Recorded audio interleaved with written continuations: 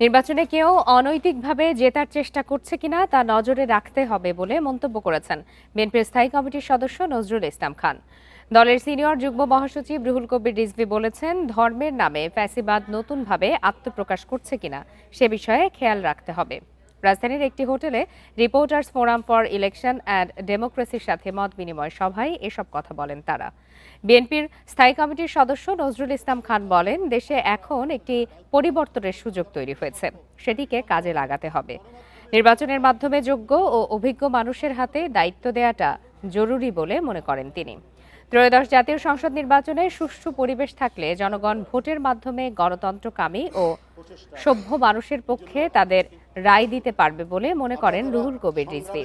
তবে নির্বাচনের আগে নারীরা নানাভাবে অপমানের শিকার হচ্ছেন বলে জানান তিনি।